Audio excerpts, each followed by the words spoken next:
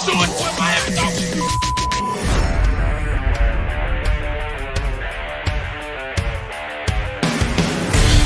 The pressure, he's in trouble. Loses the football. Touchdown! Got it! You have got to be kidding me. Jalen Waddle. It's a Dolphin touchdown. Throwing deep upfield on the near side. Man open. Touchdown! He's got a man. Touchdown! The run from Tua Tagovailoa. Touchdown! He's going deep. He's got it for a touchdown.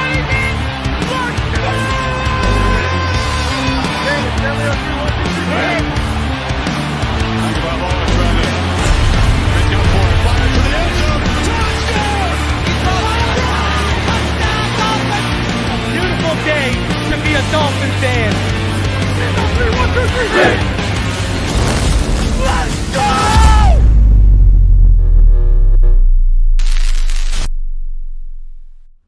What is good, Fin Nation? What's good? It's your boy Reason. And we are back here for another one. We got a lot to go over because it's a little bit of a victory lap tonight. You know, the homie EM Dolphin fan said, Reason, you got to remind people. You got to let these people know. You were the one in the offseason when people were making the Jimmy G Tua comparisons. You were the one telling everyone, no. Atlanta, Matt Ryan, MVP year is what the ceiling for Tua is in this offense. And here I am. We've done some statistical work. PFF decided to help your boy out. They put out a little article showing why Tua is far more productive than Jimmy G in this offense. And hey, I don't know what to tell y'all. I've even got the Patreon post to show y'all when I started talking about the Atlanta Tua Tagovailoa comparisons, because by Patreon, I started this in June. So we're going to go over a lot about that. We're going to go over that. Barry Jackson put out a good article a couple days ago that I wanted to look at too, and it was in regards to the cap space.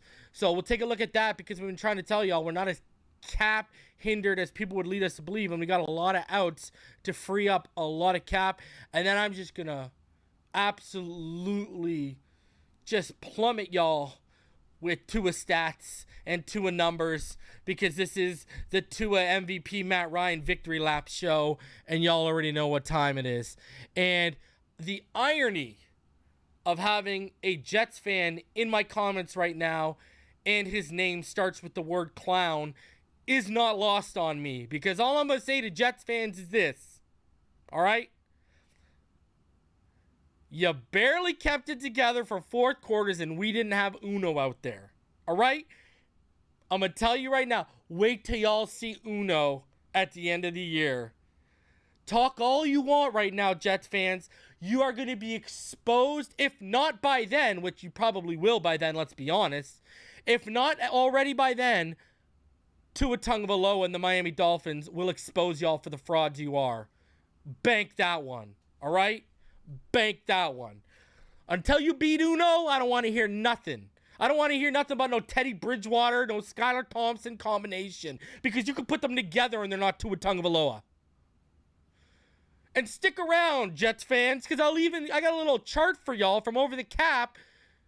Wait till you see the positional value of Tua Tagovailoa right now, because there's only two quarterbacks have more positional value than Tua Tagovailoa. And trust me, Zach Wilson's nowhere near the top of that list. Okay? I have as much positional value as Zach Wilson does right now. So good luck. Good luck thinking y'all going to beat us with Zach Wilson when Tua's out there. Yeah, you're going to have to put up 35 plus before you get to the fourth. Not waiting for Teddy and this little and Skylar to fall apart in the fourth, and then you can make a game of it. Not going to be like that. Not going to be like that. So, and I wouldn't even agree with that, because you're about to see. See, here's the thing, clown. And I'm talking to this guy in the comments. Let's talk about him. Let's highlight one of his comments. We have a different defense on a different level than y'all. Dude, I'm not going to rip you because you've actually been you've been quite a sport with our trash talking right now, so I ain't going to rip you. You're not a disrespectful douche, so I ain't going to rip you. But I will say this, Clown. Go look at our defense at home and go look at our defense on the road. So everyone, like, we can trash talk with Clown, but he's being respectful. I mean, he's not being a douche, all right? So we got to give him props for that. A. But number 2, I will say, check our defense at home, bro, because you guys are traveling to Miami next time, and we allow about 15 points per game at home, and we score like over 30 at home. So, we got probably one of the best home defenses in the NFL right now. That defense y'all have seen for the past couple of years, that Dolphin fans have been trying to tell y'all is a championship defense, when I said last year, hey, the championship defense, don't blow that game in Atlanta. But anyways, that was also on coaching. Thank you, Brian Flores. And Jacksonville, guy got out-coached by Urban Meyer in the final 2 minutes. But our defense, that one that people have seen the last couple of years, that thing still exists at home. It's our defense is not traveling right now. That's the issue. And that's why I've said for the past couple weeks, before we got in first place or whatever, if this team gets home field advantage in the playoffs, we are going to be the most dangerous team in the AFC. Because at home, we are crazy. Griffin, reason, the thing is, this offense isn't even like the Atlanta offense with Matt Ryan. Even though Atlanta was 3rd in pass yards, they were 26th in attempts. They were still more run heavy than Miami. Tua's ceiling is higher. I am not disagreeing, but we're not talking about, if you look at what the vacuum is as a passer, that's what I'm talking about. All right? I'm not talking about statistical numbers. I'm talking about as a passer. Remember, he won the MVP. So the reason why he didn't sustain it is because the guy's left. So appreciate the donation and stuff, but you got to look at the vacuum of as a passer is what I'm talking about. And bro, the Patriots, everyone should beat the Patriots. They're not a good team this year. Anyways, we got a bunch to go over too, because I got Jimmy Johnson says Chris Greer should be executive of the year. I want y'all to hear what Bernie Kosar had to say, former Marino backup, former Cleveland Browns quarterback, what he had to say about the Dolphins offense. Myles Garrett, his comments on the Dolphins offense. We're going to do the Jimmy G thing. Yeah, we got a whole bunch to get into tonight. So, hey, it's a beautiful day to be a Dolphin fan. Every day is. And I'm going to tell y'all, Clown, I hope y'all don't get beat this weekend by the Pats. Because y'all get beat by the Pats. Everyone should beat the Pats twice a year. If you are legit in the AFC East, you should beat the Pats twice a year. Tua Tagovailoa has never lost to the Patriots and Bill Belichick. That's a fact. If you are legit, you should beat them. And I agree, your defense is legit. I'm not taking away from the defense. But what I'm saying is our home defense, see, we get the best complimentary football when we're at the Rock. When we're on the road, as of late, the offense has been basically carrying the weight.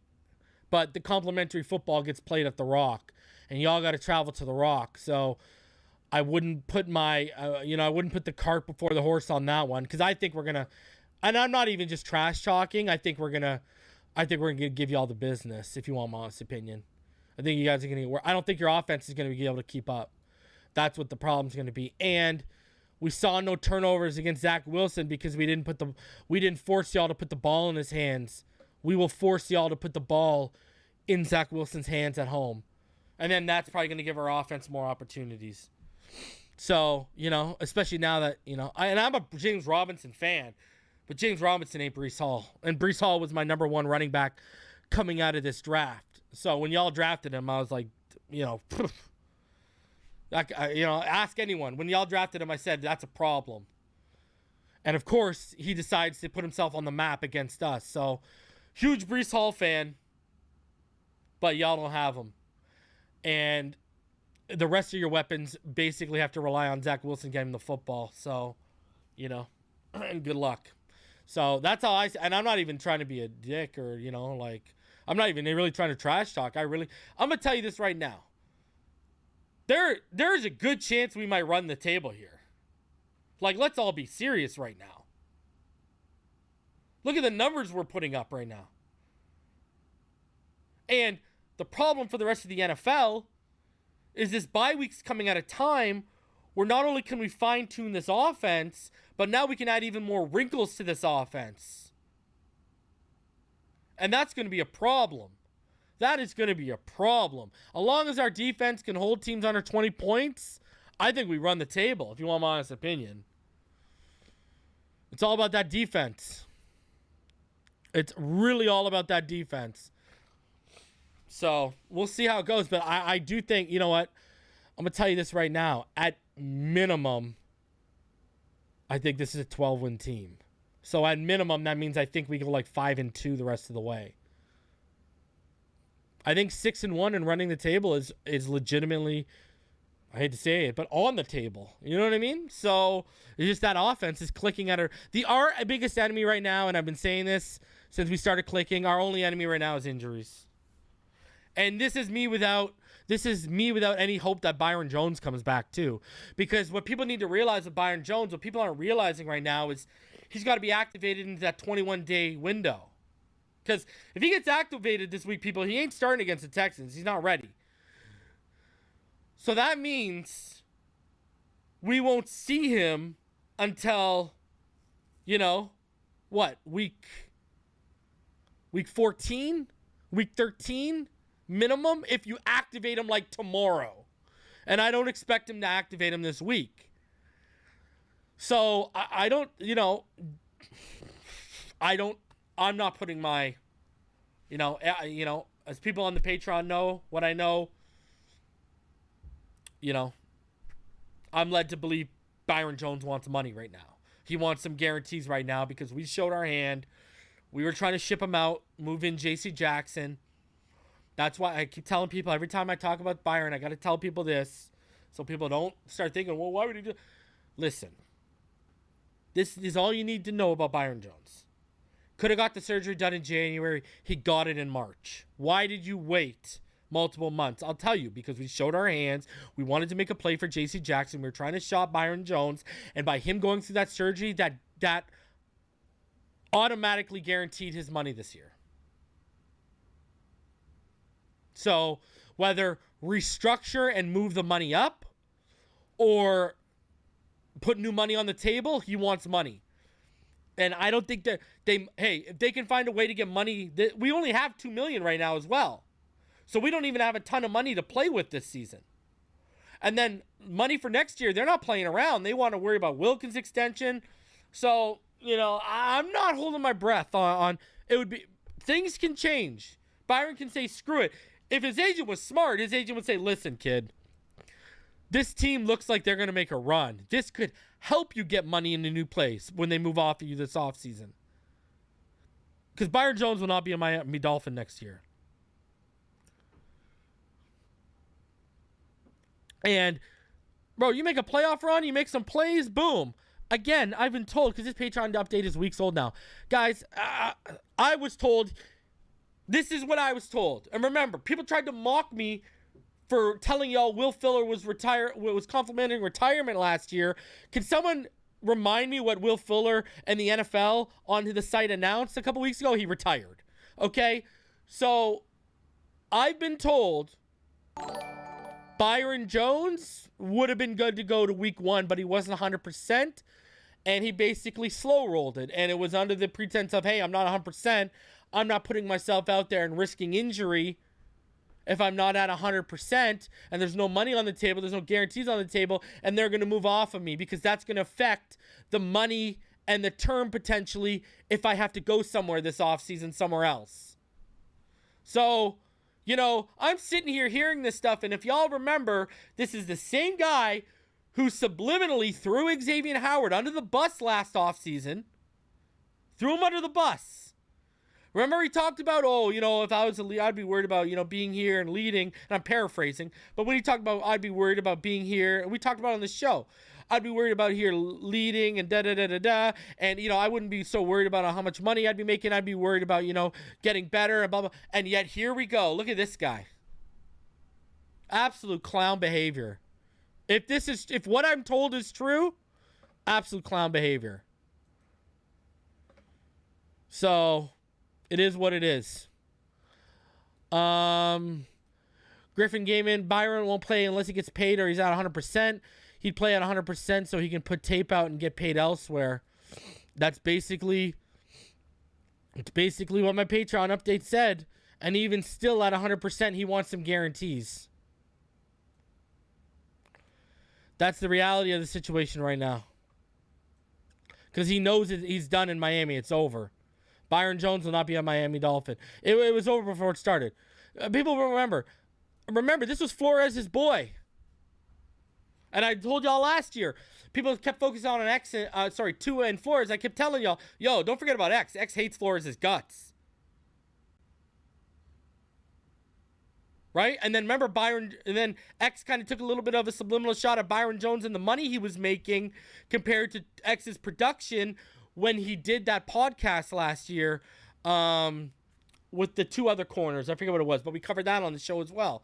So, I don't really think it's as peachy hunky-dory as people think it is right there. And now the locker room's different. It's no longer Brian Flores' boys roaming around the locker room. So I'm just saying. We'll see how it goes, but honestly, I don't expect. I am moving forward with every projection, every prediction, everything I say. I've been moving forward like Byron's not going to play. And I've been telling y'all for times that, this ain't right. Something ain't right.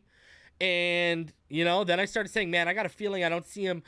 We don't see him before the bye week. Then I got the information I got, and I relayed it to my patrons, and I just relayed some of it to you. And I'm like, bro, this is a disaster, huh? I don't know what else to say.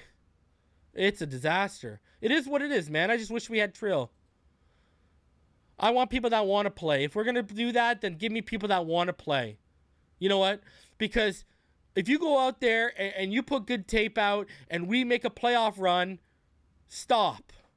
If our defense looks 100 times better because you come back there and you let us to do the aggressive things we want to do and Javon Holland starts playing better because now he doesn't have to worry about that side because you coming back, we can blitz more, we can do more exotic stuff because we can rely on you back there. That's stuff you can use. You want me to chop the film up for you? I will, as long as it brings us a Super Bowl. Shout out tonight. He said, we know Byron was unanimous. I know. I believe it. I believe it, man. I believe it because you got to realize right now he's got good tape out with our defense. Tape that he probably doesn't want to touch unless he's going to build off of. So he's probably sitting back, yo, move me. And then, someone said to me today, we were talking about it, and they're like, well, how would another GM look at that? How would another, and I said, first of all, they don't care what happens to the Dolphins.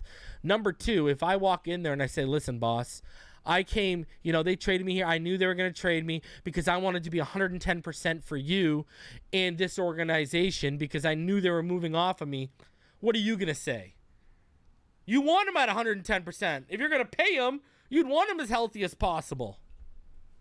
So, look at McDaniel. His whole, demeanor and attitude has flipped on it the last couple of weeks. It's not even about, it's not on schedule we had hoped. Now there's a whole different energy about him when he talks about it. You know what I mean? And I'm telling you, it's because he wasn't lying. He thought the whole time through the offseason they were on track because he was. I was told he could have gone week 1, but he wasn't fully 100%, and he wasn't really willing to risk injury with no new money and no guarantees. So, and here we are. We showed our hand, right? We showed our hand with the J.C. Jackson stuff. It is what it is. It is. I'm hoping McDaniel's the coach. I think he's going to be the next Shula. I think he's going to be here for a very, very long time. I think the only way McVay is leaving the Rams is he's going to retire young. I think McVay will retire young, and he'll leave. Coach Mike McDaniel, he will be here, I think, for a very long time. Mike McDaniel will be here for a very, very long time. So, all that said, let's get into this. Let's start off with a victory lap. Remember, okay, let's flash back. So, We're going to take you all the way back to June. We're going to take you all the way back to the start. All right? And let's get into this. I am going to bring it up right here. We'll start off with my Patreon post. I'm going to show you guys a Patreon post. So this Patreon post, as you can see, is from June 2nd at 4:42 p.m. And obviously I talked about Dieter. I got the projected offensive line right on June 2nd, as you can see. Also, you can see my blurb about Trent Sherfield. Hey, I'll take a pat on the back for that one too if you want to give it. But anyways, the blurb we're going to focus on is I can't go into what I was specifically told because I was asked not to, but I will say there's plays installed in this offense that have been successful in the Shanahan-McDaniel connection before in Atlanta that they weren't able to run in San Francisco with Jimmy G due to his limitations as a passer that were put in this offense because of this staff's faith in Tua as a passer. It's not just media smoke. The staff believes they can open up the playbook with Tua Tagovailoa. Now, when I told you guys this, the extra information I could not tell you was I was told there is no way they are trading for Jimmy G when people are trying to spread out those little Jimmy G rumors. I was told there's no way they are trading for Jimmy G because if they did trade for Jimmy G, they would have to take things already installed in this offense out of the offense to fit Jimmy G's limitations as a passer. I was told there was no interest from Mike McDaniel in continuing on with Jimmy G as his quarterback in any starting capacity whatsoever.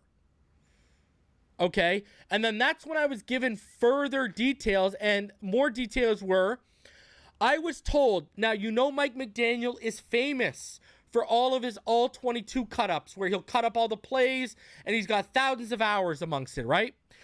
I was told when a big portion of when he was showing what he could do with Tua to Greer and Garfinkel, what really convinced them was he showed a lot of what he did with Matt Ryan and the results it brought with Matt Ryan in terms of an MVP. And then he was showing stuff Tua was already doing at the NFL level, as well as stuff he did at Alabama in those clip sessions that's saying, see, I can get this, I can extract production that is very on an MVP level out of this kid. All right, I was told details of the interview in terms of Matt Ryan and his MVP season was a focal point for them stressing what they could do with Tua Tagovailoa. And that's why after that Patreon post on this channel, from that point forward, what did I kept telling all of you guys? I kept warning all of you and telling all of you. He is closer in this offense. His ceiling is MVP Matt Ryan, not Jimmy G. Stop comparing him to Jimmy G. This is why I kept getting frustrated with the Jimmy G comparisons, because I said they're lazy, right? And I was even going to do a film study, but I ran out of time. And maybe we will do the film study at some point where we compare what they did. You know, once we have this season under the belt, we'll do it after this season. We'll compare the Matt Ryan and the Tua Tagovailoa once we have this season under the belt. And I will go back and I will compare them. But I have been telling you this since June, that this is what you need to expect from this offense in Tua Tagovailoa. And now Tua Tagovailoa is in MVP talks. And see, no, you're missing the point, Fins Up Winsy. You're talking about Matt Ryan. I prefer Drew Brees. Again, I'm talking about the vacuum as a passer. I'm talking about the MVP of this. And I'm talking about Matt Ryan. Go look at Matt Ryan's. I'm going to show you in front of you. We're going to show it in 1 second. I'm going to show you in 1 second. And y'all are going to see. Tua is, dude, I'm telling you. I see the Kurt Warner and I see the more athletic version of Drew Brees. But you got to understand what I'm telling you about in this offense under the scheme. Matt Ryan's the most prolific passer we've seen in the last 10 years in this offense. He won an MVP. So, I did a little research for you. I did a little homework. And I want to compare the three. I took Jimmy G's best year in 2019. I took Matt Ryan, his MVP season. And then I took Tua Tagovailoa, all 7 games he started and finished, and projected that over a 17-game span. And here we go. Now I'm going to show you what I'm talking about. Remember, Matt Ryan, MVP Matt Ryan. I'm not talking about career Matt Ryan. I'm talking about vacuum 2016 Matt Ryan as an MVP passer, all right? People got to remember this. So keep that in mind, all right? Let's get into this. Look at this. Jimmy G, his best season, he had 27 touchdowns, 13 interceptions, 3,978 yards, a 69.1 completion percentage. He averaged 248.6 yards per game. He had a 5.7 touchdown percentage. That means on 5.7% of his throws, he threw a touchdown. He had a 2.7 interception percentage. He averaged 8.4 yards per attempt, 6.9 average depth of target. He averaged 2.58 seconds in time to throw, which is TTT. He had a 60.8 QBR, and he had a 102 passer rating. Matt Ryan, in his MVP 2016 season, he had 38 touchdowns, 7 interceptions, 4,944 yards, 69.9 completion percentage, a 309 yards per game average, a 7.1 touchdown percentage, 1.3 interception percentage, 9.3 yards per attempt, 9.1 average depth of target. He averaged about 2.59 seconds in time to throw. He had a 117.1 passer rating. So far better than Jimmy G. Not even close. Not even close. Now, look at Tua now. Tua projected on the 7 games he started and finished, where he's 7-0. So the Cincinnati game is not included because he did not finish it. 44 touchdowns, 5 interceptions, 5,234 yards. He's averaging about 307.9 yards per game.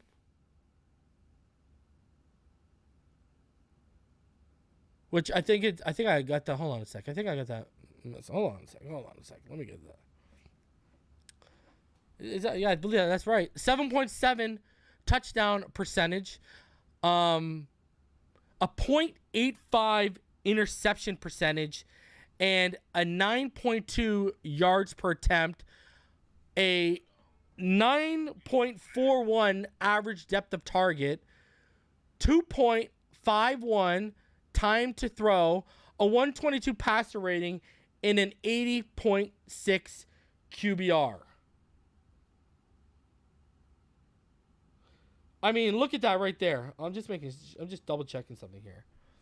Give me a sec.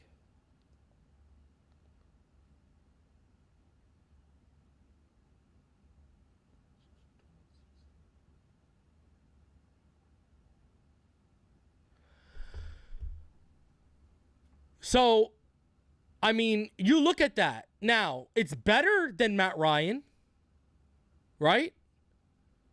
It's better than Matt Ryan.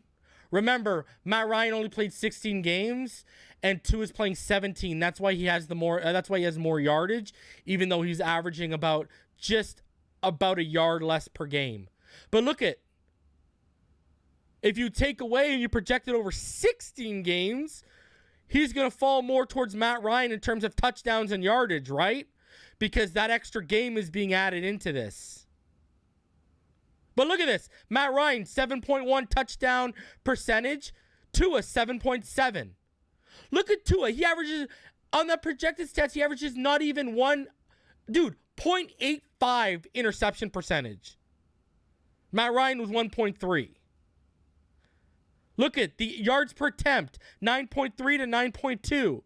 The average depth of target, 9.1 to 9.41. The time to throw, 2.51 to 2.59. The QBR, 79.6 to 80.6. The passer rating, 117.1 to 122.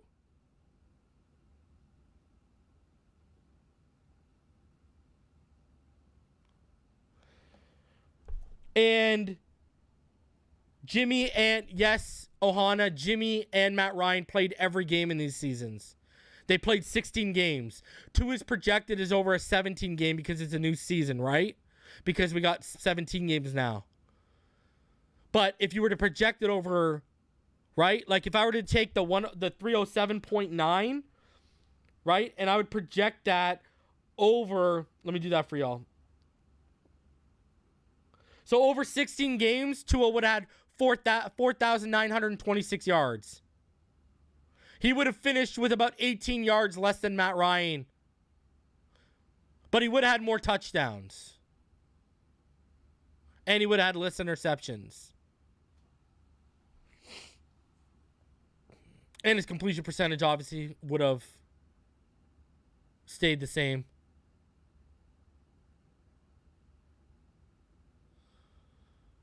Like, that's ridiculous, man. And I don't even think I added it to it. For y'all wondering, I forgot to add it to it. Let me do it. For y'all wondering, to his completion percentage, let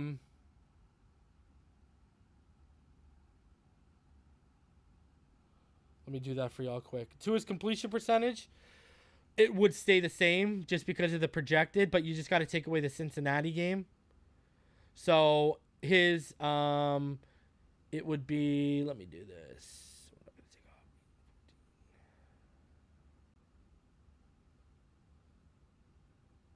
So his completion percentage for y'all, that would be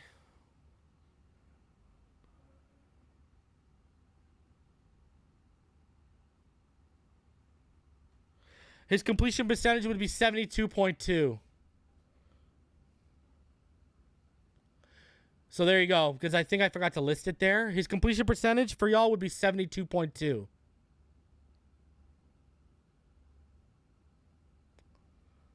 So, here, let me update that for y'all. Give me a sec. Let me update that for y'all. Give me 1 second. Yeah, his completion percentage would be 72.2.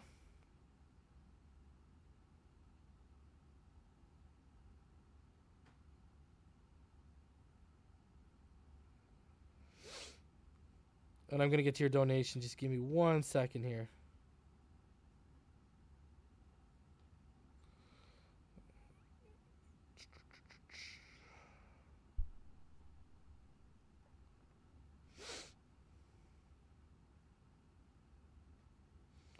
I mean, you look at him. I told y'all, Matt Ryan. All day.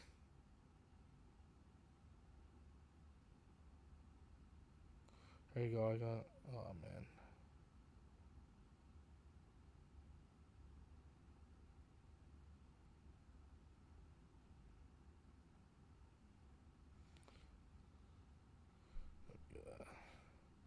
Just gonna bring up the new image for you guys. Give me 1 sec.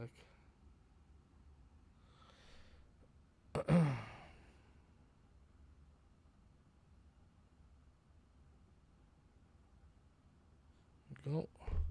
All right. Shout out to Watch Mister. Get that donation for y'all. Watch Mister says, fins up. Number 1, stopping by to say fins up. And 2, root for Argentina in this FIFA World Cup. Tua over George Washington. Bro, you kill me, huh? That's hilarious. I got a root for Canada, bro. But honestly, I think Argentina is going to win. So take that for what you will, I guess, you know. I do think you guys are going to win, though, Argentina. So, all right, let me get this up for y'all. Okay. Updated. There you go. Updated. And shout out to you, Watch Mister. So there you go. There's a completion percentage. Point still stands, though. Y'all already know what time it is. I mean, there you go. A 72.2 completion percentage. I updated it for y'all. Think about that one. Just take that in. All right? Comment of the night, though, goes to David Dupree. He's got the real one. David Dupree asks, What's George Washington's PFF grade? He wants to know what time it's. You kill me, bro. You kill me. So there you go. I'm telling y'all, Tua MVP ceiling in this. Telling y'all since June. Bank it. You already know what time it is, baby. Victory laps. Victory laps. All right. The Watch Mister. One more thing. It's my son's birthday today. He's 2. We're having a party and he's a Dolphins jersey. Happy birthday to the Watch Jr. Tell your son we appreciate him, Watch Mister. Tell him happy birthday. My youngest is about to be 2 in a month, and we're doing a blippy birthday. So, lucky you got the Dolphins birthday, brother. Man, nothing but blessings to your son. I hope he has a fantastic year. And I hope there's no terrible 2s or terrorizing 2s from mommy and daddy this year, too. I hope it's an awesome year. Enjoy the cake. Have a piece for all of us here at Finside the NFL. And you tell him when he's older, you got to be tuning into these streams with dad to watch Uncle Reason, all right? I appreciate you, man. Happy birthday. Again, many blessings on blessings to your son.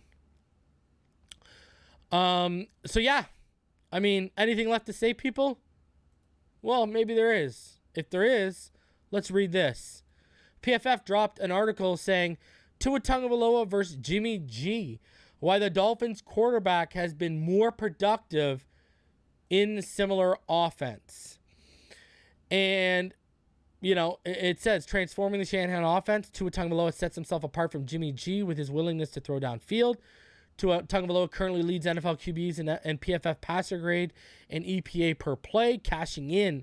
Tua can sign a contract extension after the season. He can be paid as a top QB in the NFL. And I might show y'all why that is a little bit of... you're going to see. Anyways, Tagovailoa wasn't supposed to be this good.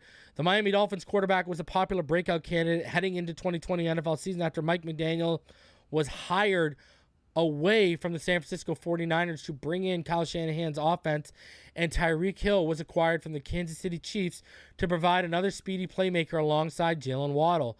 The undersized but accurate former Alabama standout was expected to be better. Sure, an NFL personnel executive even told PFF before the season that Tagovailoa could be a Jimmy Garoppolo-esque QB for the Dolphins. Becoming Miami's version of Jimmy G would have actually been a massive step forward for the 5th overall pick in 2020, who earned a 68.2 PFF grade from 2020 to 2021, while Garoppolo earned an 80 PFF grade, a Super Bowl appearance, and 2 NFC Championship berths since joining Shanahan and the 49ers in 2017. The football world outside of the Tuas and the Dolphins' most ardent supporters, and this guy right here, clearly wasn't high enough on Tagovailoa. The Dolphins quarterback hasn't taken a significantly larger step past the Garoppolos of the world. The Dolphins quarterback has taken a significantly larger step past the Garoppolos of the world, and his stats have put him into the upper echelon of NFL quarterbacks. Tagovailoa currently ranks first among Signal Carlos in the following categories: PFF grade, PFF passing grade, clean pocket passing grade without play action, passing grade on intermediate throws, passing grade on quick passes, and expected points added per play. And remember, I told y'all keep this guy key. We've seen it every week, and I've been telling y'all keep him clean. Look at his numbers. Garoppolo is a good quarterback. He's 4th in EPA per play, and his 70.5 PFF grade ranks him 14th amongst all quarterbacks. But in 8 games apiece this season, Tagovailoa has completed 71% of his passes for 2,265 yards with 18 touchdowns and 3 picks, while Garoppolo has a 66.7 completion percentage with 1,930 yards, 11 touchdowns, and 4 interceptions. In fact, Tagovailoa ranks better in every meaningful metric. Look at PFF grade, 91.5 to 70.5. Passing grade, 91.6 to 69.1. Big time throw rate, 5% to 4.8. Turnover worthy rate, 3.6 to 2.9. Average depth of target, 9.5 to 7.6. Adjusted completion percentage, 80.1 to 75. Time to throw, 2.51 to 2.5. Accuracy rate, 60.1 to 61.3. Uncatchable inaccurate rate, 14.7, which is fourth best in the NFL, to 16.9, which is ninth best in the NFL. Accuracy plus weight rate, 12.2 to 15.6. Passing grade under pressure, 61, which is 8th best in the league for Tua, to 42.1, which is 22nd. Clean pocket grade, 93.5 to 80.5. Play action grade, 85 to 67.7. Passing grade without play action, 91 to 69.3. Deep passing grade, 96.2, which is second best, to 89.6, which is 10th. Intermediate passing grade, 95.1 to 79.5. QB fault pressure rate, 8.3, which is 8th best, to 23.2, which that means 23.2 of the pressure on Garoppolo, 23.2 of that pressure is his fault. Passing grade with less than 2.5 seconds, Tua is number 1. Garoppolo is 11th. EPA per play, Tua is 1. Garoppolo is 4th. Tagovailoa was compared to Garoppolo, not me. I compared him to Matt Ryan, remember? I just showed you. Entering the 2022 season because he was going to play in a Shanahan coaching tree offense, and both quarterbacks were viewed as having somewhat limited skill sets compared to some of the most talented quarterbacks in the NFL, such as Patrick Mahomes and Josh Allen. Nonetheless, Tagovailoa has transformed that same system Garoppolo was running, and while it certainly helps to have Hill and Waddle, the 49ers playmaker corps isn't exactly limited with wide receivers Deebo, Samuel, and Brandon Ayuk, George Kittle, and then Christian McCaffrey and Elijah Mitchell. The Dolphins have a distinct advantage with their top two receivers, but San Fran has a much better tight end and was so loaded at running back that it traded Jeff Wilson to Miami. So what sets Tua apart? Willingness to throw the ball downfield, I think, an AFC Pro Scout said. And yeah, it doesn't hurt that the guys he's throwing to are dynamic, but Jimmy's hesitancy to throw downfield is part of why the Niners went and got Trey Lance. Garoppolo, of course, is only starting because Lance fractured his right ankle in week 2 of the 2022 season. And Garoppolo was only on the 49ers at the time because San Francisco couldn't find a trade partner for him after the 2021 season, due in part to a shoulder injury that Garoppolo was still recovering from. Lance's career has gotten off to a rough start. However, it is true that the 49ers believe that if Lance can live up to their expectations, he could be better than Garoppolo or Tagovailoa. Nevertheless, we're a long way from that point. I think it's just playmakers in the AFC Analytics Executive Extended. Samuel and Ayuk are one of the top wide receiver duos in the league, and Hill and Waddle are still far better. This year, Tua is more willing to push the ball downfield, but I think this just goes back to using the playmakers available. Yeah, okay. So then explain, whoever said that, the AFC Analytics Executive, explain to me, sir, explain to me the Browns game. Sherfield was eating. Are you going to sit here and say Sherfield or Deebo are better than Deebo and Brandon Ayuk? Stop right now. It's definitely true that Tagovailoa has been more willing to throw deep this season than Garoppolo has historically. Tagovailoa's deep passing rate sits at about 14.8%, while Garoppolo has been at 8.6% since he was traded to the 49ers from the New England Patriots. And you look at it right here, behind the line of scrimmage, Jimmy G throws about 19.44%, and at short, he throws about 45.8%, while at the intermediate, it's about 26.69, and deep, it's 8.68, whereas 2 on the intermediate, it's 28.8 and 14.8, and then short, he's 39.6, and behind the line of scrimmage, he's about 16.8. I'd love to see Herbert's numbers behind the line of scrimmage.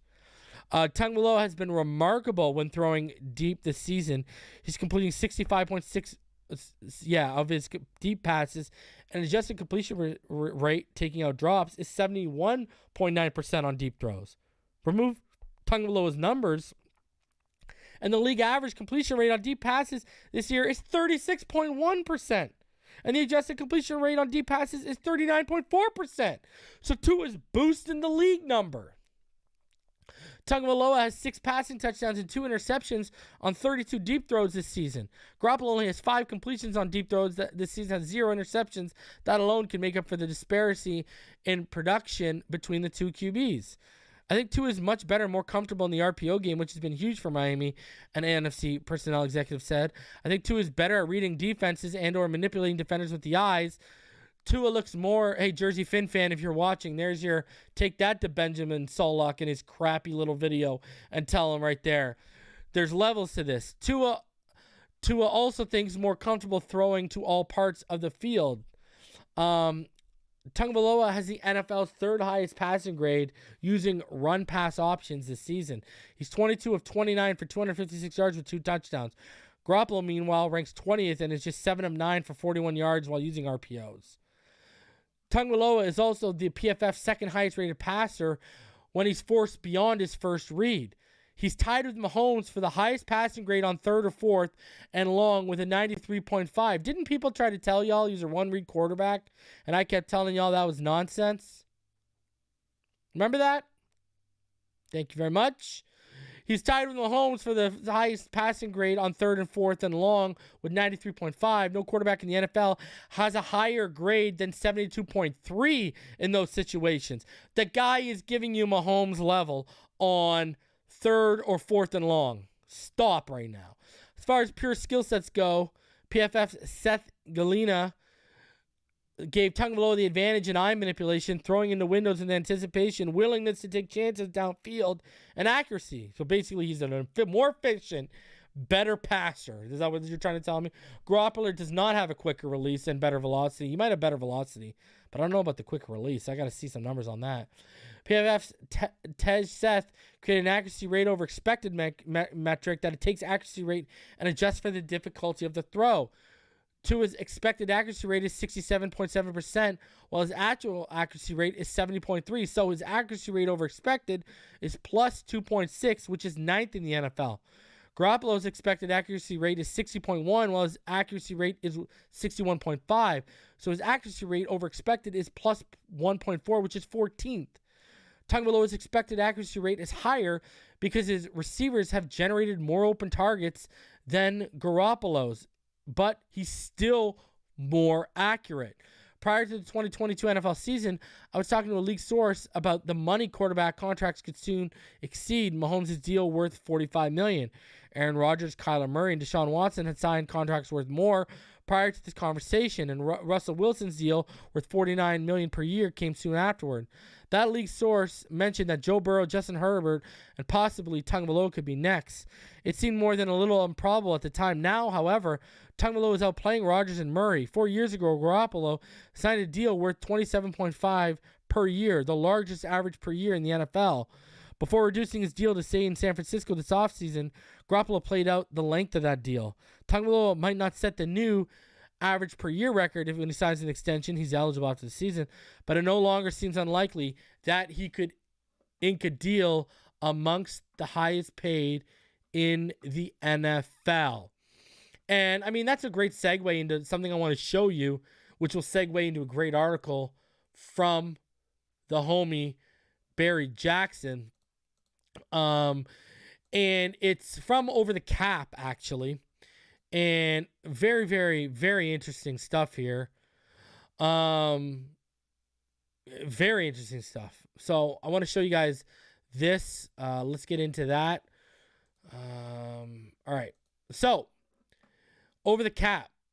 All right. They did a chart, and I'm going to pull it up for you here.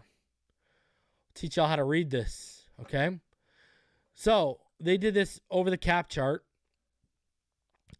And let me bring this up. And what it is it's showing the positional value of all the quarterbacks in the NFL right now. And when you read this, what it's telling you is that Tua Tagovailoa, right now, his positional value that he's playing at is about $44,524,000. That's what his value is right now with the level he's playing at. He is third to only Josh Allen and Patrick Mahomes, and it's only by a couple million. Right?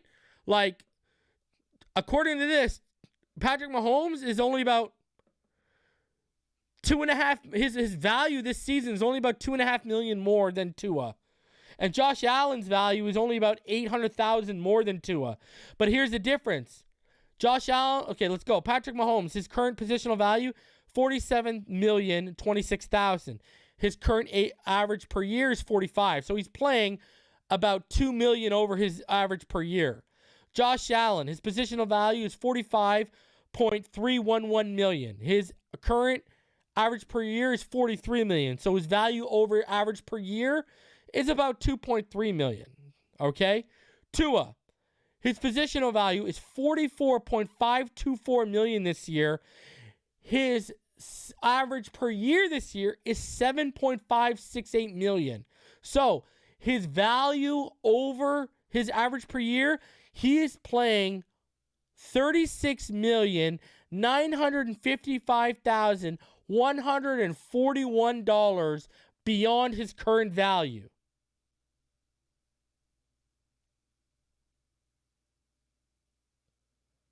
I'm just saying. Look at his value falling over the cap right now. So when people try to tell you Tua Tagovailoa is the most valuable Dolphin right now according to over the cap, and it ain't close. All right? Because Tyreek is living up to that $30 million, but he ain't playing at about a $44 million clip. That was just whoo when I saw that. So I had to share that with you guys. That's just, if that doesn't send chills down your spine about how far we've come, I don't know what will, my friends. I don't know what will. My, oh my, how far we've come. And I love it. All right. Speaking of the cap, because now some of y'all might be interested in the cap, seeing that, oh crap, we got to extend Wilkins. Oh crap, we got all these guys coming up. So let's take a look at the cap right here. Great article from Barry Jackson from a couple of days ago. And it's called, After Smart Maneuvering, Cap Challenges Await Dolphins in Springs, Important Things to Know. Brandon Shore, the Dolphins Senior Vice President of Football and Business Administration, has been a salary cap magician in recent months, as General Manager Chris Grier kept adding talented players to the roster.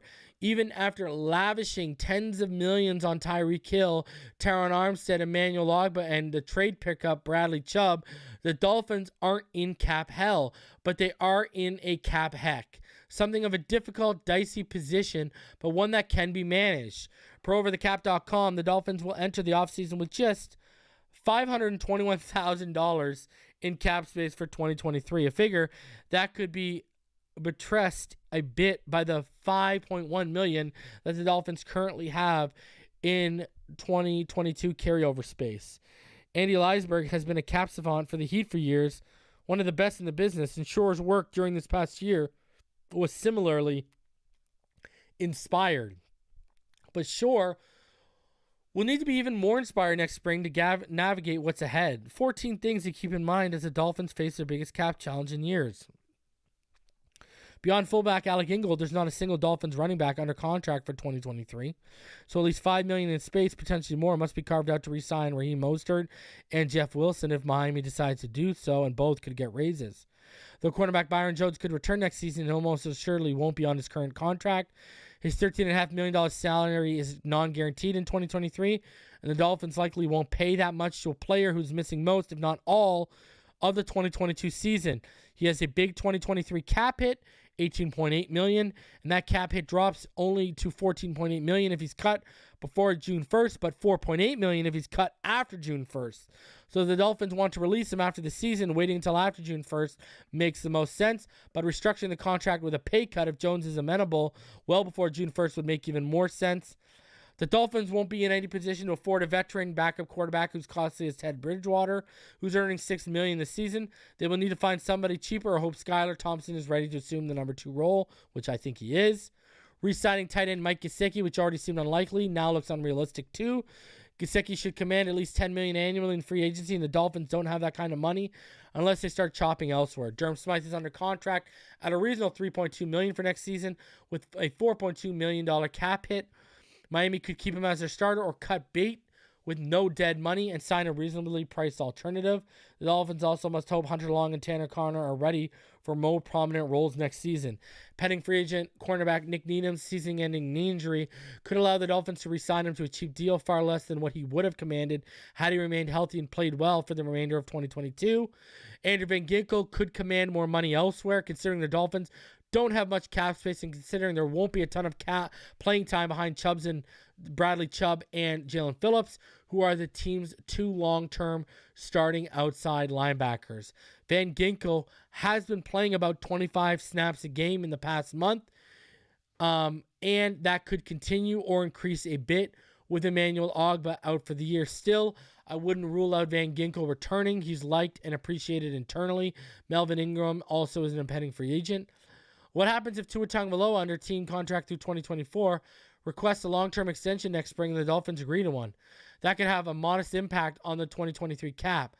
As a perspective, Kyler's 5-year, $230 million extension in Arizona, signed in July, raised his 2022 cap number by $5.9 million, which was the prorated portion of a $29 million signing bonus.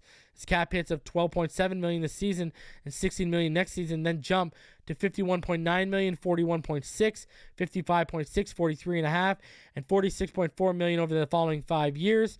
But they'll just restructure like Mahomes has done. So if the Dolphins give Tagovailoa a lucrative extension, the impact will be felt somewhat immediately, but won't be significantly felt for a couple of years. Tagovailoa's cap hit next year is $9.6 million. The Dolphins can free up additional cap space by restructuring contract. Some of the Dolphins' 2023 cap numbers are jaw-dropping.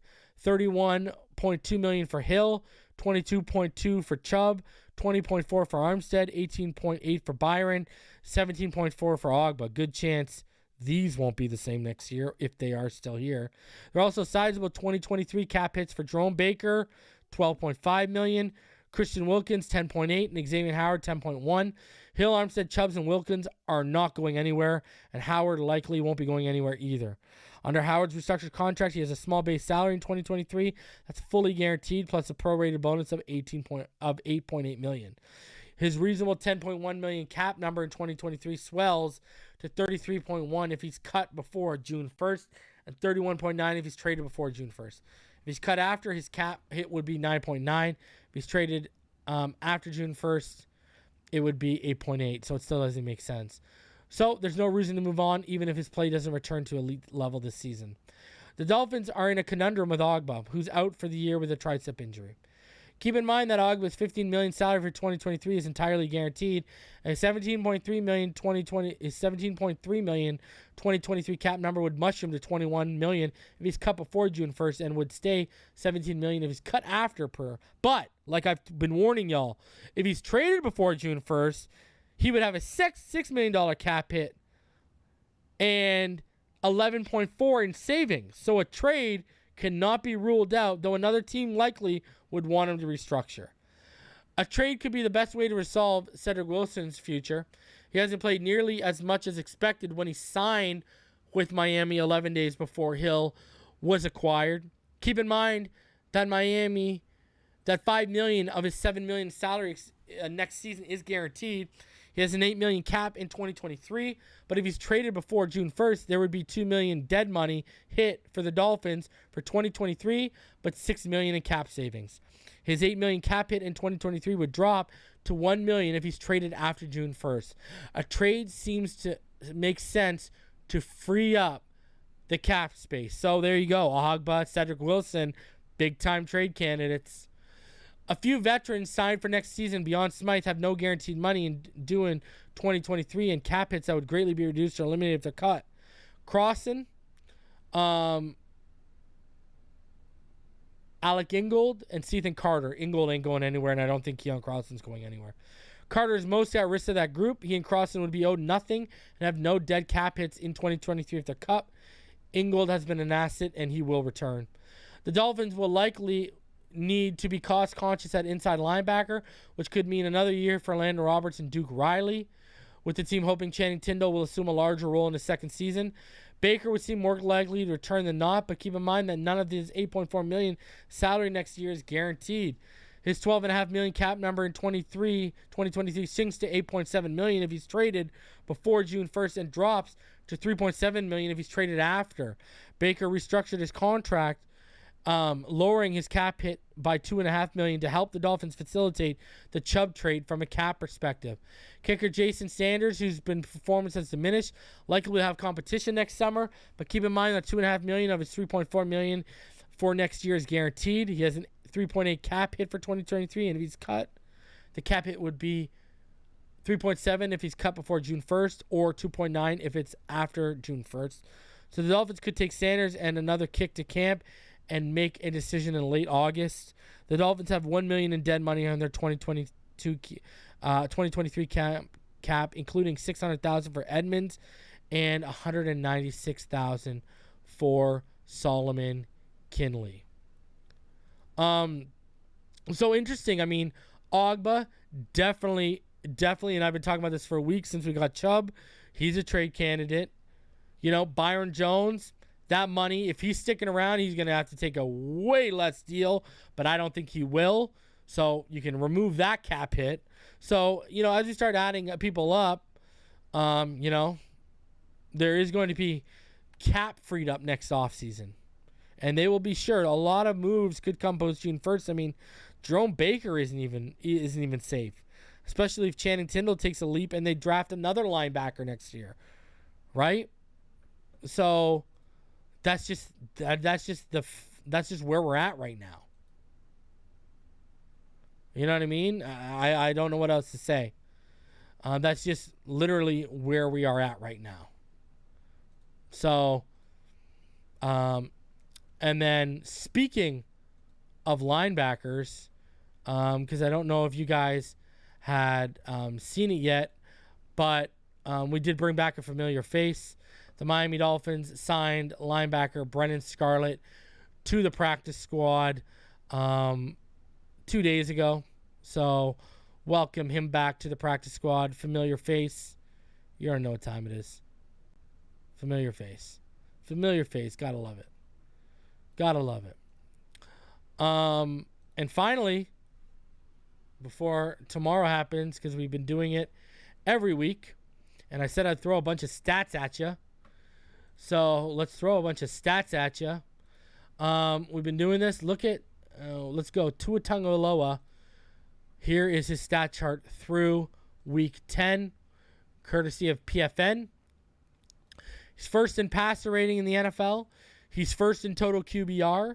He's first in expected points added per play. He's expected in DVOA. He's first in yards per attempt. He's a first in adjusted net yards per attempt. Second in third down conversion percentage on passes. 12th on 3rd and 8 plus conversion percentage on passes. First on 3rd and 4th down success rate. First in passer rating on 3rd down. First in passer rating in the 4th quarter. And first in expected points added per play in the 4th. On air yards per attempt from Pro Football Reference, Next Gen Stats, rbsdm.com, and Sports Info Solutions. Pro Football Reference has him 5th. Next Gen Stats has him 7th. RBSDM has him 9th. And Sports Info Solutions has him 4th. He's first from Pro Football Reference in air yards per completion. And he's second in the air yards per completion from Next Gen Stats. Now, for all the people saying he's relying on his receivers, it's all the receivers. He's 27th in yak per completion. Yards after the catch per completion, he's 27th. In percentage of yak in total pass yards, only 35.4% of his yards are off yak, which is 34th in the NFL. Remember, there's only 32 starting quarterbacks. So that should tell you everything you need to know. Accuracy-wise, Pro Football Reference has his on-target percentage as 2nd. Sports Info Solution has him at 14th. And catchable pass percentage by Sports Info Solutions has him at 2nd. So the accuracy they're there. They're there. Say it with me. MVP, MVP, MVP. Let's go. Let's go. Told y'all Matt Ryan and that season was the ceiling in this offense. He won the MVP. And hey, who knows if Tua will win it? but he's already in the MVP discussions. And that says a lot for a guy who 10 games in, he's missed 3 of them. How rare is that? Well, you got guys like Josh Allen and others who have played the full 10, and their play as the season's gone on is taking them out of the conversation. So it's a beautiful time to be alive, baby. I love it. 382 of you in the room. Please smash that like button. Subscribe if you are new. Ladies and gentlemen, we are only, let me give y'all the update. We are only 49 subs away from 10K. And I will be doing a giveaway. We will be picking 3 winners from subscribers. 3 different winners. So we will have a 3-person giveaway when we hit 10K. We are 49 away. Smash that like button. Subscribe if you're new. Man, the love y'all showed my interview with David Furones. Over 10,000 views for my interview with David Furones. I loved it. It was a great time. Friend of the channel. Big stuff. It was a great time. He'll be coming on more frequently, hopefully. And he is he's just a great guy. Go check it out if you haven't had a chance to check it out. Man, what an unbelievable season 2 is having. Ladies and gentlemen, enjoy the football tomorrow. It's stress-free. I'm taping Full Gear, so I'm going to go hang out with the wife. And then we're going to go check out. I'm going to watch some Full Gear after the wife crashes tonight. It's a beautiful day, and no stress tomorrow. Stress-free football. Love it. Love it. Ladies and gentlemen, smash that like button. Subscribe if you're new. You already know what time it is. And I wanted to show you a quick few things before we get out of here. All right? I want to show you what Myles, Garrett, Bernie Kosar, and Jimmy Johnson had to say. All right? So, look at what Myles Garrett had to say regarding our offense after he played them. Honestly, how specific it was towards us. It wasn't like a first 15. It was like a first 60. The way they attacked us was very, very detailed in what they were trying to do, and just had us out of position a lot of the time. And it just seemed like when we tried to switch things up, they were stepping in. Everyone's going to make mistakes. I'm not sure if it's fear of that or just not knowing. So it's a combination of things. So I can't really tell you because that's out of my room usually, most of the time. But a lot of those guys are still working to get all those really down pat so they could fly around at full speed and not have to worry about where they're supposed to be. And they know where they're supposed to be and they can execute their time. New adjustments we were going to make, and they knew what adjustments we were going to make. Some aspects they out-physicaled us as far as reaching, and their hand placement was borderline illegal. But if it wasn't called, it wasn't called. And we have to be able to adjust to that. And the way they were able to get up to that second line, getting up to the linebackers, so they couldn't flow over the top and fill the gaps, making sure that we were a second late just because of all the movements and motions and all those things, kept us on the back foot. So that's another credit to them and to the coach. There you go. Look at what Myles Garrett had to say, the high praise he gave that offense. He said they had him on his back foot. He said, they were ready they had answers for our adjustments. Just giving the straight up props. And look at the props he gave the offensive line. He said, hey, man, the hand placement was straight up illegal at times, but they ain't getting called for it. We got to be better. He said they out-physicaled them. Look at this. Look at this. Myles Garrett is one of the elite pass rushers in the NFL. And look at the flowers he's giving this offensive line and this coaching staff. That doesn't make you a believer. I don't know what will. Maybe listening to a former Marino backup and Browns quarterback Bernie Kosar with. Check out what Bernie Kosar said when he sat in on the meeting with the quarterbacks and the offense. I want you to see what he said. Really interesting stuff. Check this out. Flown there. When what I was just articulating about my love and respect for Kyle Shanahan and Mike McDaniels and that type of system. In the meeting the other night, when I saw that type system that I love, and you parlay and overlay the Dolphin system now with Darrell Bevell and what he learned from the old Don Shula, Jimmy Johnson type offense, which is the old school professional game of drop back throwing. Darrell Bevell's teaching releases and stretches and stuff that is now marrying two really beautiful offenses together. I didn't really realize how sophisticated and comprehensive the Miami Dolphins offense is. They have a handful of weapons, and with the way Tua has that impeccable timing right now, the way he's letting it go, I love it. Well, and look at that. Sophisticated and comprehensive. That's what a former NFL quarterback is telling y'all right now.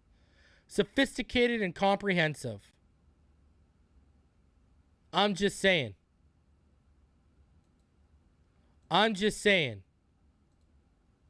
That is high praise. High praise. A week ago on Fox. You know, that is super, super high praise. So, I mean, you know, and what did I say was one of the best offseason signings that no one was going to talk about? Darrell Bevell. And look at the praise that man just got for marrying the old school Shula, Jimmy Johnson offense with the straight dropbacks to what McDaniel's bringing in. And we went over the PFF grades, we went over some of the numbers of Tua on non-play action, straight dropbacks. We do it every week, and then you just saw the numbers put in front of you. That's the difference Darrell Bevell is having on Tua Tagovailoa. Darrell Bevell is I've told y'all this, Darrell Bevell and Pep Hamilton are two of the few true quarterback whisperers left. And the work Darrell Bevell has done, that man, we are so lucky to have a guy who really is head coach material, at worst an offensive coordinator, as our quarterback coach. Unbelievable. Unbelievable the gold we struck on that and the results you're seeing. You got to give Darrell Bevell his flowers. Love it. Love it. And shout out to Bernie Kosar and Myles Garrett for doing the damn thing. All right, guys, I'm going to get out of here now. I am going to be back on Monday. On Monday, we're going to do a bye-week roundtable. It's going to be me. It's going to be Dudley Durong, Neil Driscoll, Mr. Ballgame. Martin is going to come. Richmond Webb is pending. Dante Colonelli, pending. I'm trying to bring back the preseason roundtable where we did all the predictions, but the problem is, you know, the Thanksgiving holiday, right? So we're going to bring back the majority of them. So we're going to be live on Monday for the bye week roundtable with all the cast and characters who were there for the preseason roundtable. And EM might be joining. So, all right, guys. Love y'all. Stay happy, healthy, and safe and blessed. Fins up, baby.